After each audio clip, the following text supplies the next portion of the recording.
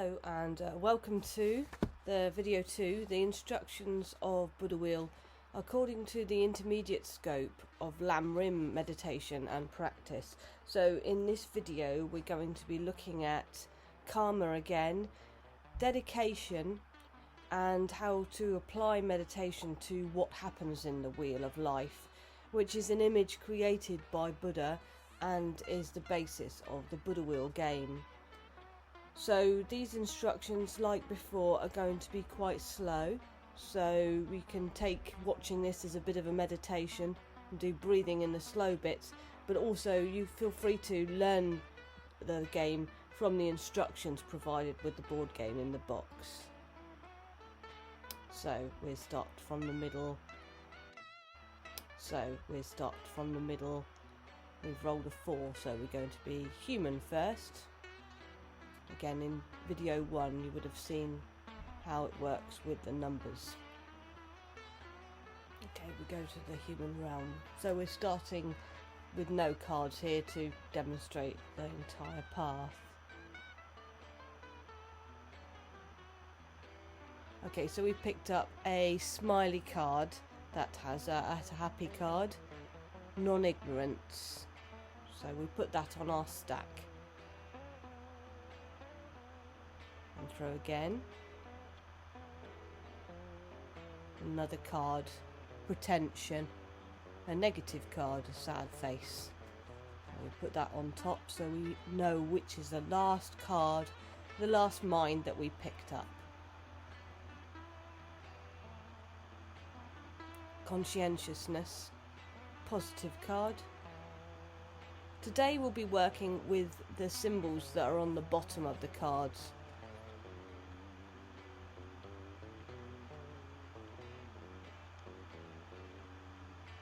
Enter the spiritual path. So this says we have we can go onto the spiritual path if we have an effort card or any dedicated card. So we don't have any dedicated cards. That's what we're going to learn how to do in this video. So we can't go onto the spiritual path yet. We don't have an effort card either. You can check your loose cards to see. So we put this card back because we can't use it right now. So we let other people have a go, or we have our next go if we're playing by ourselves.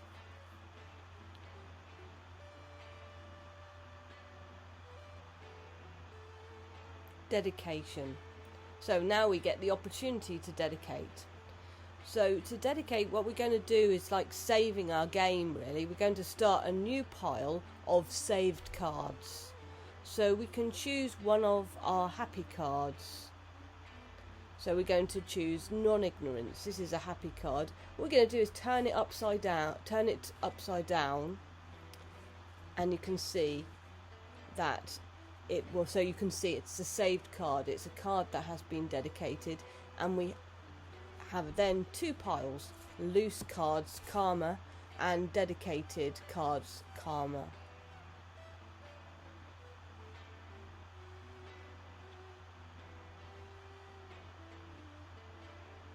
Right, so we've had another go. We've picked up and enter the spiritual path card. So here we can see, again, it's asking whether we have any dedicated cards. And we do now because we've just dedicated. So this is, again, a card we don't keep. But also you can see on the other side it has an icon for the spiritual path. That's the entrance to the spiritual path on the board there. It runs all the way around the outside of the wheel.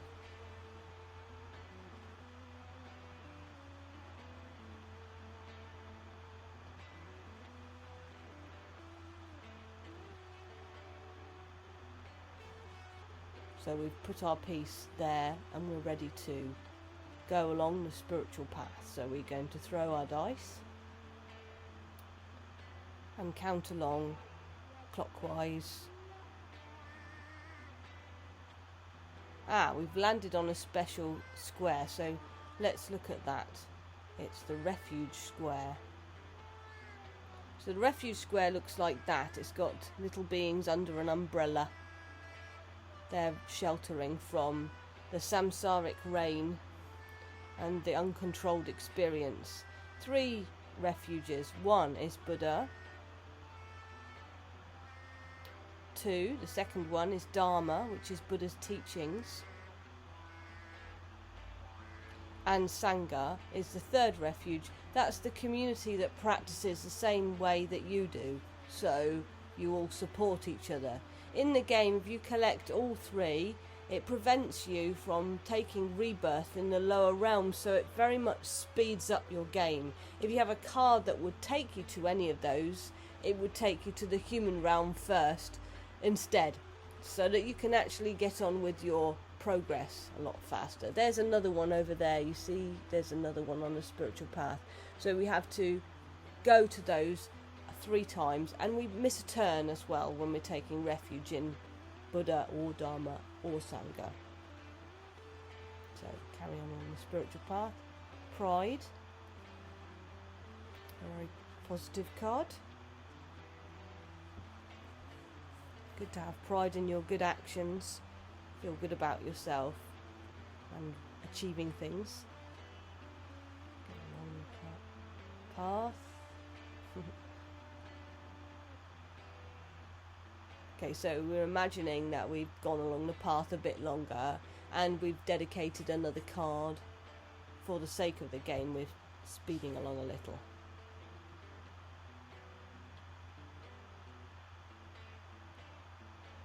Oh, we picked up a death card.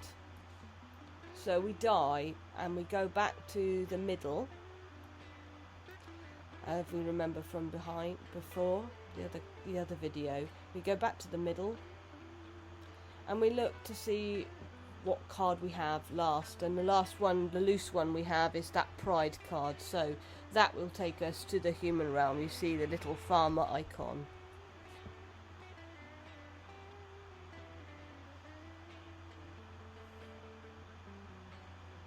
There he is, a human doing human things.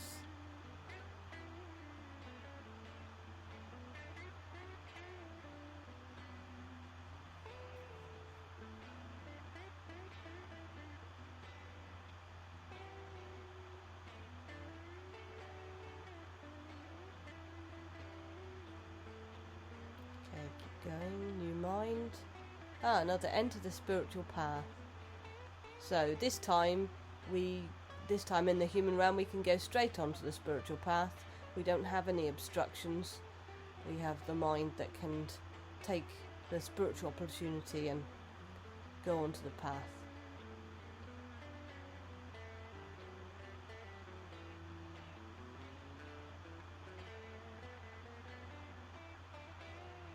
Faith.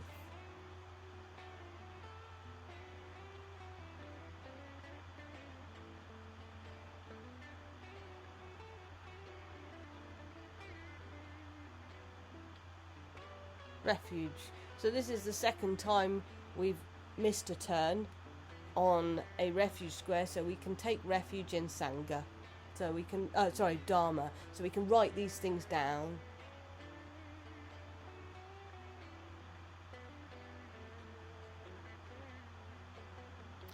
Enter the subtle path. Okay, so the subtle path, it says if we have dedicated yellow cards, specifically yellow, yes we do have them, we can go on the subtle path. The spiritual path goes all around the outside clockwise, so does the subtle path. It's on the outer ring, so all we have to do when we enter the subtle path is push our piece across to the subtle path, and there's another stack that we take cards for, a specifically one. Okay, so yes, we've landed on the moon icon on the subtle path. There's a few of those. So on the subtle path, on the moon, you take a retreat. You can do one of 3 actions. So purify, dedicate,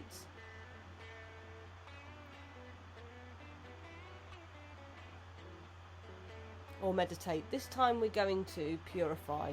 So that means we can take one of the cards we don't want and we can get rid of it.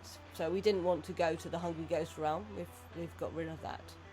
On our retreat space we've done some purification. So again, speeding through the game a little for the point of illustration here. It's a meditation opportunity that you get in the subtle path.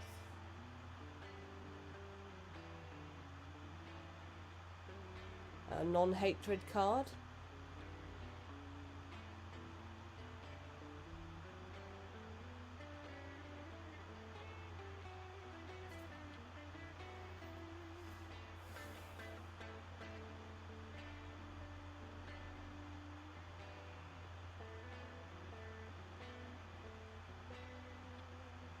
Another dedication.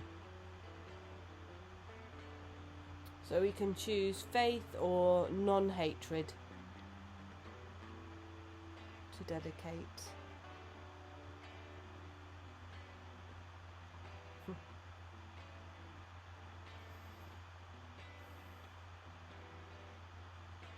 Now we're going to dedicate our non-hatred.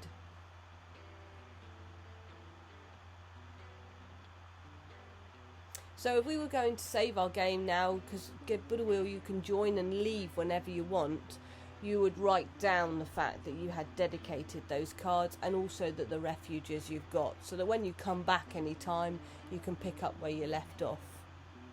Oh, ignorance.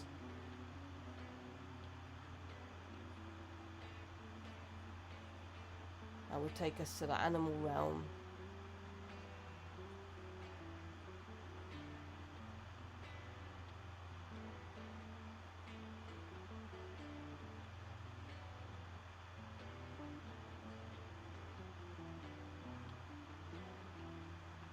Meditation. Right, so we can do some meditation, which again is one of the acts of BuddhaWheel, which changes the status of your cards. So when you meditate, you can choose any of your dedicated. You can meditate on dedicated ones. So in this case, we're going to meditate on our non-ignorance. And what we do is we make a third pile. We turn it on its side like that, and that indicates that it is meditated. And you can see that the knot of eternity is at the top to illustrate that it's staying with us. It's a saved card. It's progress in the game. So we have 3 piles now. Oh, death.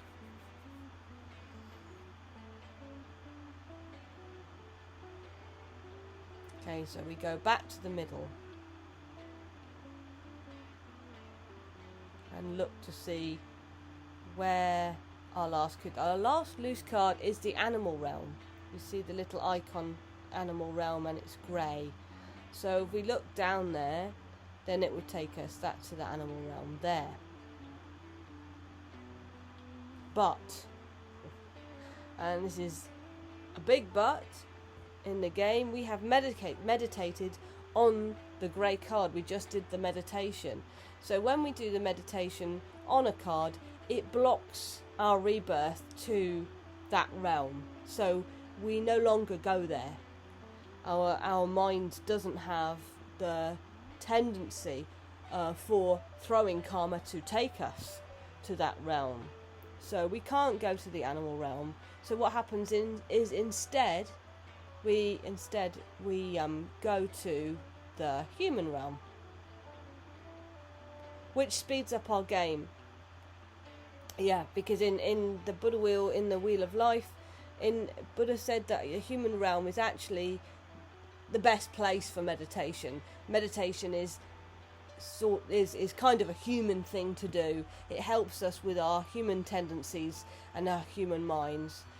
So we want to go to the human realm. So the same thing would happen with the demigod, for example. If we meditated on our conscientiousness, our yellow card there, that would block our rebirth to demigods. So then we wouldn't waste time taking rebirth in the demigod realm. We would be more focused and we would go to the human realm. So in effect, in BuddhaWheel, basically the positive cards are acting as an antidote to the negative cards. so that non-ignorance is an antidote to the ignorance. And what we're trying to do is collect all 6 colours. So we try to dedicate all 6 colours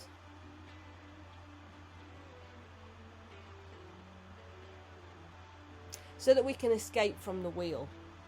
If we can collect all the antidotes, we're no longer thrown into uncontrolled experiences.